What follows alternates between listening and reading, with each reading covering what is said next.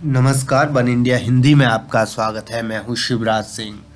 भारत और चीन के बीच लद्दाख सीमा पर जारी तनाव दिवाली से पहले खत्म हो सकता है। दोनों देशों की सेनाओं के बीच बॉर्डर पर सेना पीछे हटाने पर सहमति बन गई है। 7 महीने से जारी इस सैन्य गतिरोध को खत्म करने की दिशा में दोनों देशों के बीच बनी सहमति को एलएसी पर शांति बहाली की दिशा में बड़ा कदम माना जा रहा है। जानकारी के मुताबिक दोनों देशों के बीच 6 नवंबर को हुई 8वें दौर की सैन्य वार्ता में एलएसी पर तनाव खत्म करने की व्यापक सहमति बन पाई। अब भारत और चीन की सेनाएं इसे अंजाम देने की रूपरेखा पर बातचीत कर रही हैं।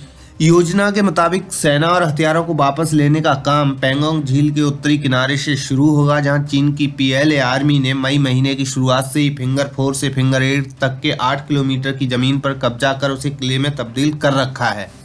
मीडिया रिपोर्ट्स के मुताबिक चीनी सेना फिंगर 8 के पास वापस लौटेगी, तो वहीं भारतीय सेना अपनी धान सिंह थापा पोस्ट पर आएगी। ये काम चरण दर चरण पूरा होगा। इसके लिए 3 चरणों में सहमति बनी है। पहले हफ्ते में पैंगोंग झील को खाली किया जाएगा। दूसरे स्टेप में दोनों ही सेनाएं पैंगोंग इलाके के पास से हर रोज अपने 30% सैनिकों को हटाएंगी। 3 दिनों तक ये प्रक्रिया जारी रहेगी। तीसरे स्टेप में दोनों ही सेनाएं पैंगोंग झील इलाके के साउथ क्षेत्र से अपनी सैनिकों को हटाएंगी। सैन्य वापसी की प्रक्रिया पूरी होने के बाद संभवतः फिंगर 4 और फिंगर 8 को नॉन पेट्रोल जोन घोषित कर दिया जाएगा।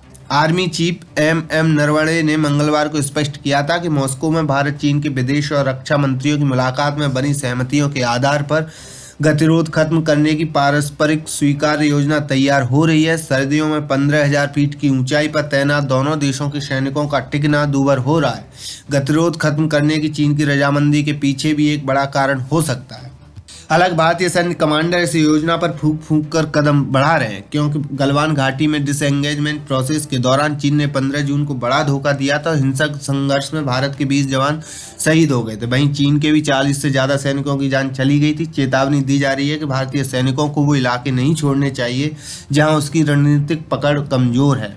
इस खबर में फिलहाल इतना ही। तमाम अपडेट्स के लिए बने रहिए वन इंडिया हिंदी के साथ।